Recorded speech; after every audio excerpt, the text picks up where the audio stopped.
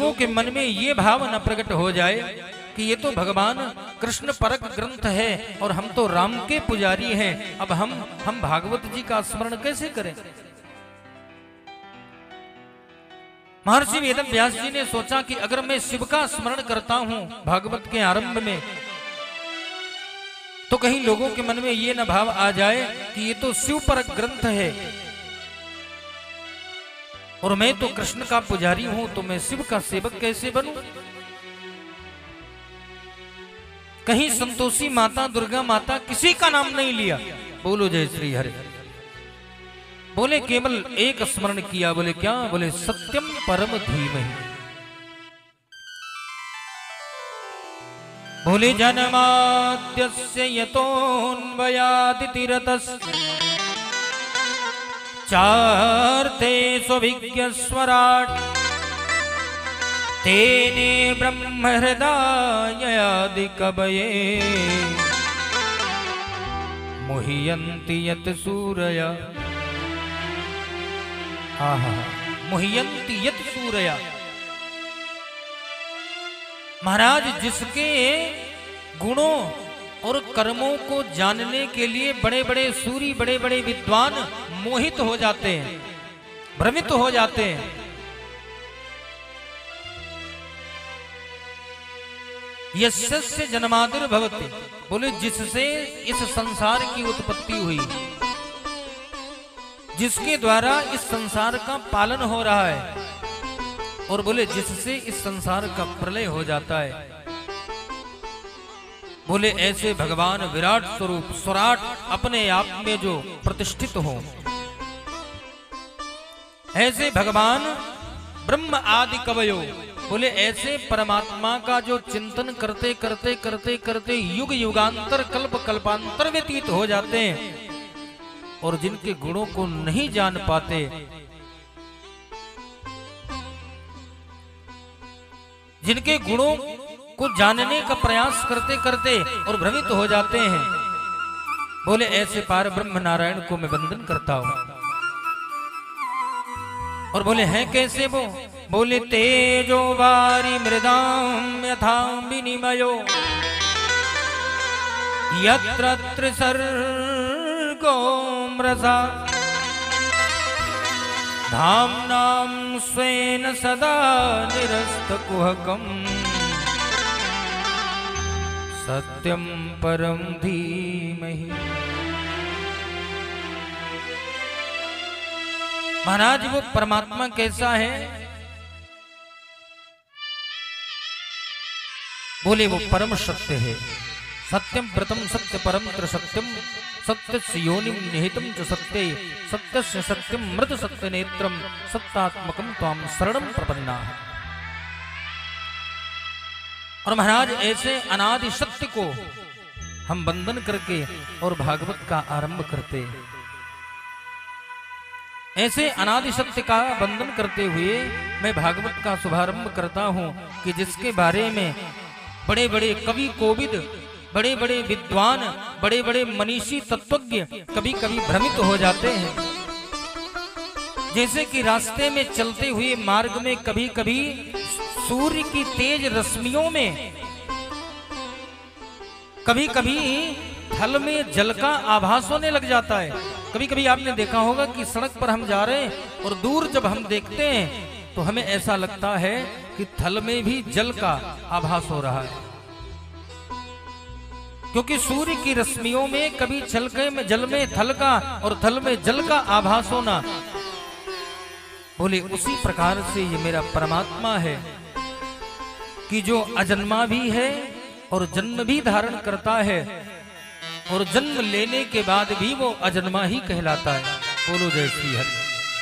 ऐसे सत्यम परम धीमहि, ऐसे पार ब्रह्म नारायण भगवान श्री हरि को मैं वंदन करते हुए और धर्म प्रोज्जित कैतवोत्त परमो निर्मत्सराणां सताम् वेद्यं वास्तवमत्र समत्र सुभदम् तापत्रयोन्मूलनम्। श्रीमद्भागवते महामुनिकृते वा परैरीश्वरा सत्यो हृदय अवरुध्यते कृतवी शुश्रूषवित्तक्षणा।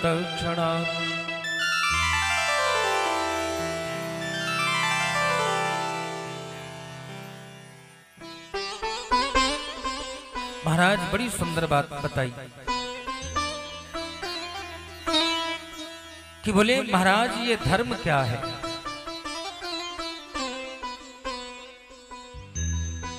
बोले ये जो धर्म है ये धर्म है क्या।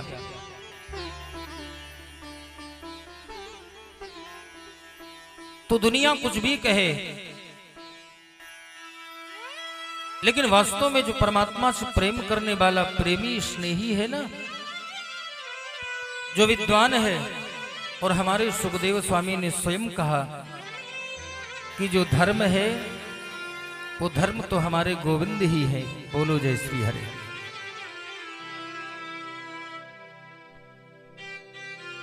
बोले महाराज धर्म क्या है। बोले धर्म है सत्य। और बोले फिर ये जो परम धर्म कहा जाता है ये परम धर्म क्या है। यदि धर्म सत्य है तो परम धर्म क्या है।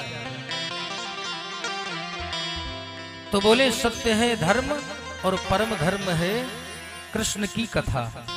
बोलो जय श्री हरि। बोले धर्म है सत्य और परम धर्म है कृष्ण की कथा। और बोले ऐसी कथा को श्रवण करने का यदि मन में थोड़ा सा भाव प्रकट हो जाए कि आज पुष्पजीवी परिवार में भगवान की कथा का आयोजन किया गया है, और बोले हम अपने घर में बैठे रहे और मेरे मन में भाव आ जाए कि आज मुझे भगवान की कथा सुनने चलना है, तो बोले जैसे ही मन में ये भाव प्रकट होता है कथा सुनने चलना है, तो बोले सद्यो हृदय अवरुध्यते। महाराज उसी क्षण जैसे ही मन में आता है आज कथा सुनने चलना है, तो भागवत में वर्णन आया, बोले बताते हैं उसी क्षण जाकर के परमात्मा उस भक्त के हृदय में विराजित हो जाते हैं। बोले विराजमान हो जाते हैं। बोले सत्यम हृदय अवरुध्यते कृतवी और शुश्रूषवित्तक्षणा। बोले मन में जरा सा ये भाव प्रकट हो जाए कि आज कथा सुनने जाना है, बस परमात्मा जाकर के उस भक्त के हृदय में विराज जाते हैं। और जिसके हृदय में परमात्मा विराज जाए फिर उसे संसार में किसी विषय की वासना की आवश्यकता नहीं होती। महाराज वो तो संसार से निर्भीक हो जाता है और निर्भीक होकर के स्वतंत्र जीवन जिया करता है। क्योंकि आपने देखा होगा कि जिसने परमात्मा से नेह लगाया महाराज उसे संसार का कोई भय कभी भयभीत नहीं कर सकता। कोई गरीब भी अगर परमात्मा से नेह लगाया तो उसे भी संसार का कोई भयभीत नहीं कर सकता। और आपने एक बात और देखा होगा कि जो वास्तव में गरीब होता है वो कहीं मस्त रहे, क्योंकि मन लागा मेरा यार फकीरी में। जो सुख मिलता राम भजन में वो सुख ना ही अमीरी में, मन लागा मेरा यार फकीरी। अरे महाराज फकीर कहीं भी गमछा बिछाया सो गया, बोले उसे कोई पूछने वाला नहीं है। और महाराज अमीरी में तो दो दो साइडों चलते हैं फिर भी बताया, बोले गोली लग गई। बोले अमीरी ऐसा भय है कि बोले दो दो हमारे साथ में हमारे सहयोगी चल रहे हैं, हमारे रक्षक चल रहे हैं, लेकिन इसके बाद भी जरा सा मौका मिला और गोली लग गई। बोले क्या है? बोले वो अमीरी का भय है। और बोले गरीबी के पास कुछ नहीं, बोले एक कोपीन पहन लिया, एक धोती बांध लिया और जहां मन भाया वहीं गमछा बिछाया और सो गया। तो इसलिए महाराज अमीरी सदैव मन की होनी चाहिए। बोलो जय श्री हरि। और मन की अमीरी तभी संभव है जब हम परमात्मा से प्रेम करेंगे और जब परमात्मा में प्रेम नहीं होगा तो बोले अमीरी कैसी, बोले फिर तो वो महागरीब है। बोले धन से अमीरी गरीबी का संबंध नहीं होता। बोले संसार का सबसे निरीह सबसे गरीब प्राणी वो है जो भगवान से दूर है, और बोले संसार का सबसे अमीर आदमी वो है जो परमात्मा के निकट रह रहा है, वो सदैव भगवान के सन्निकट रह रहा है। इसी प्रकार से ऋषियों ने बड़े प्रेम से हाथ जोड़ करके कुछ प्रश्न किया। सूत जी महाराज, बोलो श्रीमन्नारायण भगवान की जय। बोले महाराज मेरे मन का एक भाव है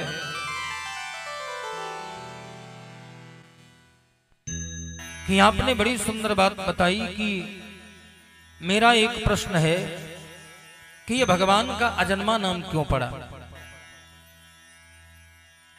मेरे अंतर हृदय का भाव है कि परमात्मा का अजन्मा नाम क्यों पड़ा, और यदि अजन्मा नाम पड़ा तो जन्म क्यों धारण करता है, और यदि जन्म धारण करता है तो अजन्मा हो ही नहीं सकता। सूत जी महाराज सब सुन रहे हैं। सौनकादियों के प्रश्न सूत जी महाराज सुन रहे हैं, बड़े गदगद हो रहे हैं। आज मुझे व्याख्या करने का बड़ा सुंदर अवसर मिलेगा। बोले जब जन्म ले लिया तो अजन्मा कैसा, और जब अजन्मा है तो जन्म क्यों धारण करता है। और प्रभु एक मेरे मन में भ्रांति है। बोले क्या, बोले जन्म भी होते हैं तो एक दो होते हैं, और आपने तो 24 अवतारों का वर्णन किया कि भगवान के 24 अवतार हुए। तो अब मेरे मन का एक भाव है कि अगर भगवान के 24 अवतार हो गए तो इन 24 अवतारों में किसको माने और किसको छोड़े, क्योंकि वो तो सभी भगवान के अवतार हैं और सभी प्रेम करने योग्य हैं, सभी नेह करने योग्य हैं। और जब सभी प्रेम करने योग्य हैं तो जरा बताना कि 24 में किसको माने और किसको छोड़े। बोलो जय श्री हरि। ये ऋषियों के प्रश्न हैं। तो देखो मैं एक बात बताऊं, वैसे नियमता तो ये होना चाहिए कि एक गर्भगृह में ज्यादा मूर्तियों की प्रतिष्ठा नहीं होनी चाहिए,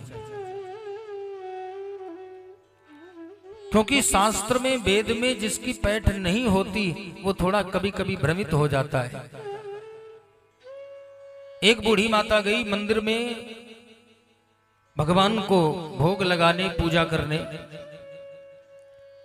और मंदिर के गर्भगृह में गई तो थोड़ी सी चनोरी ले लिया, एक लोटे में कमंडल में जल ले लिया, थोड़ी सी धूप बत्ती ले लिया, पुष्प ले लिया, मंदिर में गई भगवान को चढ़ाने। और मंदिर में गई जाकर के तो देखा तो वहां बड़े देवताओं की मूर्तियां लगी थी लाइन से, और माता अब सबको चढ़ाने लगी। थोड़ी सी चनोरी चढ़ाना, थोड़ा सा जल चढ़ा देना, थोड़ी सी धूप बत्ती लगा देना, ऐसे ऐसे सबको लाइन से चढ़ाती चली आई।